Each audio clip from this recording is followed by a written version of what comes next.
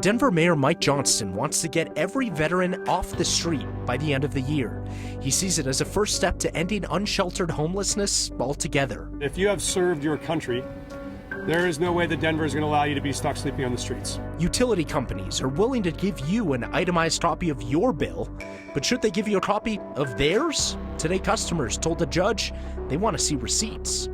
A Denver salon knows a good haircut can be a self-confidence boost, especially for young members of the LGBTQ+ community. And these massive catches are even more impressive when you realize these fish aren't even supposed to be in Colorado. See the mouth of that thing. The catch of the day meets the news of the day, tonight on Next. Denver's push to end homelessness is now focusing on a group of people that many say should have been the first to be housed. Mayor Mike Johnston says Denver is on track to become the largest American city to end veteran homelessness. The new goal is to have every veteran off the streets by the end of the year. We will be the largest American city to make sure that no veteran who has served this country sleeps outside on the streets of Denver, and that is... Denver housing officials believe 52 veterans currently remain on the streets. For reference, spokesperson with the mayor's office told us 67 veterans were moved indoors into hotel shelters or micro-communities during the first year of the mayor's House 1000 initiative. Another 200 veterans are relying on congregate shelters around the city for housing. We know the city has had a hard time moving people out of those transitional health shelters and into permanent housing. Johnston says the city plans to help veterans in specific make that transition through federal programs and housing vouchers. Our first hope is to get them off of the ground and then onto the first rung of either transitional housing or congregate shelter. Once we've gotten everyone up to that rung, now we want to move everyone up into permanent housing of their own, which would be the next step. And this is about both first getting the entire veterans population to that safe, stable first rung, and then getting the rest of the entire unhoused population to that safe, stable first rung. Johnston says the goal is to reach a functional zero, that's what he says, for veteran homelessness, where the number of veterans exiting unsheltered homelessness each month outpaces the number of veterans ending up on the streets, trying to get that back down to zero. Meanwhile, Denver's efforts to shelter migrants could also be getting a boost soon. The Associated Press reports President Joe Biden is preparing an executive order that would limit asylum claims at the southern border. The executive order, which would be announced as soon as tomorrow, is expected to cap the number of people who can claim asylum after crossing the border, effectively shutting down the border after that number is reached. The impact on Denver could be relatively small, barring any future surges in arrivals. Denver's migrant arrivals have already been steadily dropping since January, and the city has exchanged mass sheltering efforts for more targeted migrant services. As of today, the city's sheltering about 550 migrants. We'll start the countdown clocks. We're just about 3 weeks away from the primary elections here in Colorado. Ballots hit the mail today across the state, plus a bonus ballot for all you voters out in eastern Colorado. Party primaries for local, state, and congressional offices will be on June 25th. On the same day, voters in Colorado's 4th congressional district, all of eastern Colorado, will also cast their ballots in a special election to fill Republican Congressman Ken Buck's vacant seat through the end of the year. Kind of confusing, we know. That's a totally separate race from the primary election for a full term in the seat, which will be on the same ballot. If you want a ballot in the mail sent to your house, make it easy. Make sure that you're registered by June 17th. Well, trust and transparency, those were the two primary topics today during a hearing on what charges utility companies like Xcel Energy can pass on to customers. Last year, following our extensive reporting on what utility companies charge and why, state lawmakers passed legislation that limits what companies like Xcel can pass on to customers. Things like a no for paying for lobbyists and no for advertising costs. You can't pass that along to the rest of us. Today, an administrative law judge was asked by consumer advocates to require companies like Xcel to provide proof of all of their expenses so that customers can actually verify what they weren't charged for, just in case it was banned. I don't know that the PUC has to go through all the line items. Let the public go through all the line items, and if we see something, we'll speak up. My goal here is to make sure that the ratepayers pay the least amount. All right, Yeah. and I don't want, as a ratepayer, Xcel ratepayer myself, I don't want to pay for them to have to make a whole bunch of reports that amount to $5 of, oh yeah, they shouldn't have got that $5. We're with you on that one, Judge. The hearing was part of a rulemaking process. The Public Utilities Commission will ultimately decide the final guidelines. Well, it is the start of a new month. Have you done your zipper merge yet? You know that sign. If there is one thing that Nets viewers are passionate about, it's getting the zipper merge to become a thing. So Marshall Zellender is, of course, here, except, Marshall, those same viewers, there's a lot going on behind you, I know, are certain that drivers, they don't know if you zipper merge, will somebody actually be able to let you in? That's what everybody's concerned about. We're in the wild. We're about to see if the zipper's going to get out of the way, squirrel. Get out of the way. We're trying to do a zipper merge story. Well, they're going to zipper because the squirrel slowed everybody down. This is a live example of city zipper merging that we're going to remind you about, that it's an okay thing to do. This is at Spear and Downing. You just saw cars come by off of Spear heading north, across Spear on Downing. This is a city example of you can be next to each other and it's perfectly okay, because after you watch this story, everyone will remember to just zip it, Colorado.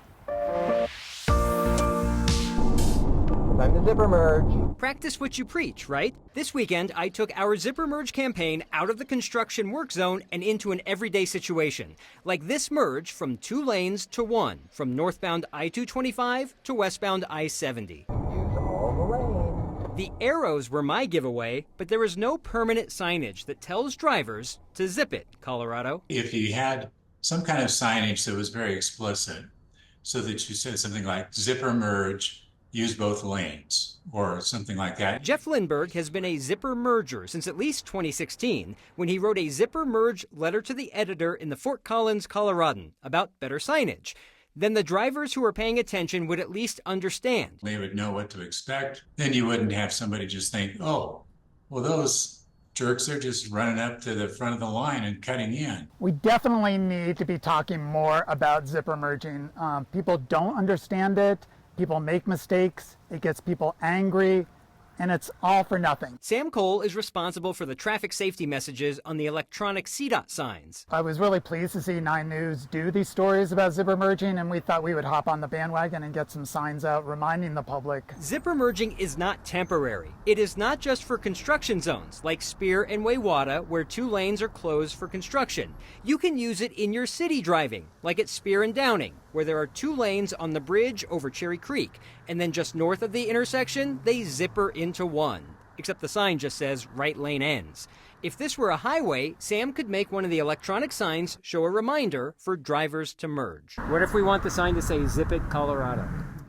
We could probably do that on our overhead signs. I do all those messages. People like them when they're witty. So zip it, merge over is probably something that would be well welcomed.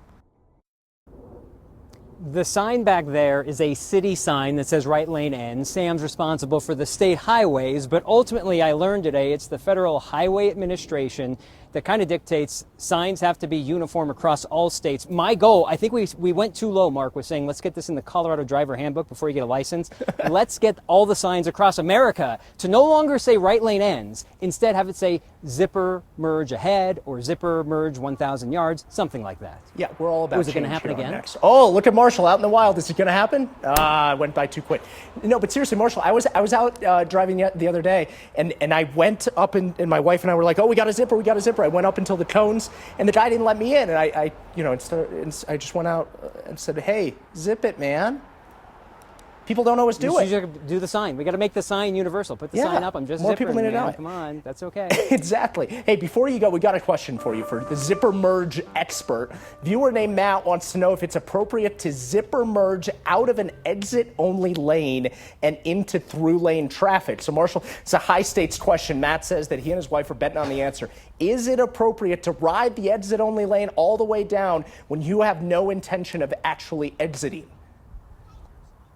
I'll just act like the expert here. No, that's not zipper merging. The question whether it's appropriate or not is a different question of whether it's a zipper merge. That's not a zipper merge. That's doing the jerk thing that everybody thinks this is, because that lane is a purpose. That lane has a purpose to go like this, to exit and take people off the highway.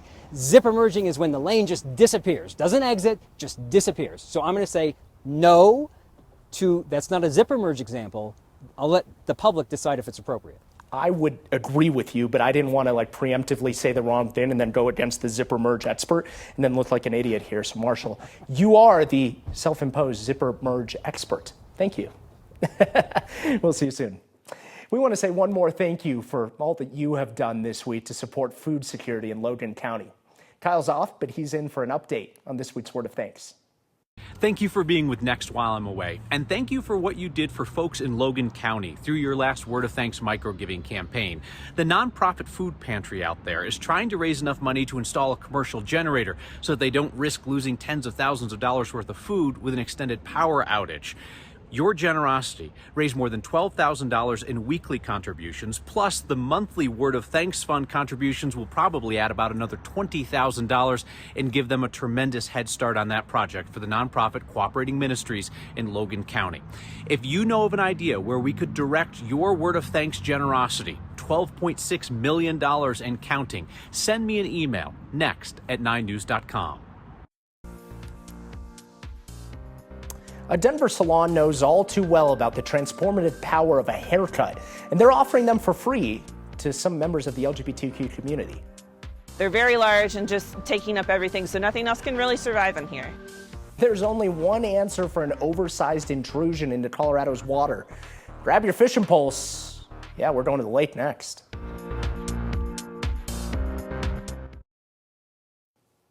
For decades, an invasive species was unknowingly thriving in a pond in Arvada, left over from the National Biological Service's algae study way back in 1992.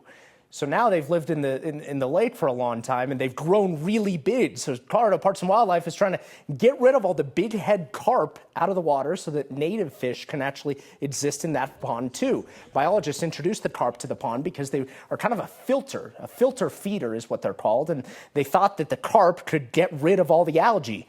When the study finished in 1995, they thought they pulled out all the fish, but the species bounced back. Colorado Parks and Wildlife didn't know the carp was still in the pond at Jack B. Comlinson's Park in Arvada until someone fishing reeled one of those bad boys in and said, "Hey, this doesn't look like it belongs here." Because they're an invasive species, we have to eradicate them so the fish will not survive. You know, they've been here for a little while. They've had very long lives. They're the biggest and baddest things in the water. So yeah, you heard it there. They're not surviving. They're not relocating those fish as far as we know. We don't know what they're doing with the fish, though. Fish are longer than 3 feet. Some of them weigh more than 40 pounds. Biologists are finding the fish by using electrofishing methods, which sends electricity into the water, stunning the fish temporarily, trying to get them to float to the top. Not exactly nice, but hey, it's an invasive species, so I guess that's what they got to do. Kathy, you're here with the weather tonight, and finally you got some good news. No severe weather tonight. At least we can calm down for a bit. I'm still thinking about those fish. I know. It's too bad you can't eat them, right? Big boys. I mean, they could feed a lot of people, but I know. I want to find. We got to find out what they're doing with the fish because we already got at least one question in. Yeah, nobody's eating those though. Yes, you are right. We got a break from the severe weather today, and even with the cloud cover, it was a lovely day. Temperatures in the mid-80s this afternoon. The snow melting like crazy in the high country, so creeks and streams are running high. They're running fast. We got to be very careful about that. And we're getting ready for some early summer heat. Temperatures are going to soar to the 90s midweek. Thunderstorms are part of the forecast, the extended forecast, along with cooler weather by the weekend. 88 are high in Denver, 90 in Greeley, 93 in Lamar. Average high is 79. Winds picking up a bit over some of the higher passes out of the west. This all part of a weak front that's approaching from the northwest. Winds out of the northwest generating all that mid and high layer cloud cover. The parent low is going to go into the Midwest, but we'll see a few light showers around Sterling tonight and tomorrow morning and across Craig and Grand Junction, Vail Pass. Denver will stay dry tonight and tomorrow. Severe weather threat, thankfully, tonight and tomorrow will stay south and east of us. The clouds will move in and out. The foothills may see some of the showers that actually make it to the ground. I don't have rain for Denver tonight, but the cloud cover will mean a mild overnight low and a warm day tomorrow, but slightly cooler with the front coming in. Partly sunny and 83, hot and dry Wednesday and Thursday, 93 Friday, cooler for the weekend. Thunderstorms back in the forecast by Saturday. And it changed my life completely, like being seen in the public externally, how I feel internally was one of the most pivotal moments for me, for sure. It's more than just hair, it's a statement. A Denver salon wants to make sure LGBTQ youth express themselves at no cost. That's next. June is Pride Month, and with it comes a goal to make our state more inclusive. Might surprise some, but not all gender-affirming care requires a visit to the doctor. One Denver salon is offering a gender-affirming service for any teen for free. Our Jaleesa Irizarry takes us there. Tucked into downtown Denver sits Above Ground Salon, a safe space that welcomes hugs. Because they know. Scissor cut on the sides? Sometimes they're cutting a little more than hair. Being seen in the public externally, how I feel internally, was one of the most pivotal moments for me, for sure. Ash Bowen started the LGBTQ salon years ago. The higher the hair, the closer to God, as the drag queens say. Heather Charlton has been a loyal client. The two both know the struggles of being an LGBTQ kid. Thinking of myself at that age and remembering how isolated I felt and knowing that these kids don't have to feel that way anymore, you know? And that's a gift, because not everyone just has that handed to them as a youth. I certainly didn't. Now kids can. Above Ground is offering free gender-affirming haircuts for anyone under 21. I mean, there's nothing better than that. Chris Castaneda is the youth program manager with Rocky Mountain Equality. They know the impact a haircut can have on a teen. For LGBTQ folks, right? We are told to present a certain way when we feel something differently. You know, why would I deny somebody an opportunity to feel fabulous and amazing? I want to create as few barriers as possible, and I think, you know, providing these services for free offers them an opportunity to try it out and see if they like it and not feel like they're taking a risk, you know? Risks are relevant in this salon. When losing a few locks may gain someone a new life. I feel better. Oh yeah, feels amazing. Awesome. Now this offer is not just for Pride Month. Bowen says they will offer it year-round, and they say it's just for the first gender-affirming haircut.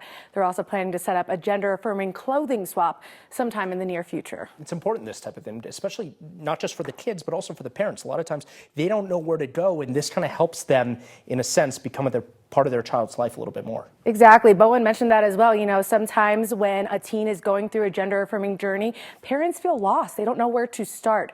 Bowen says start here. They can have those conversations together. Interesting. Jaleesa Irizarry, appreciate it. Thank you.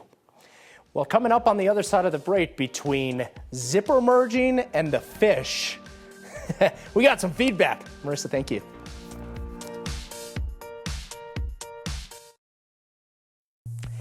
The most Colorado thing that we saw today is the Usain Bolt of deer.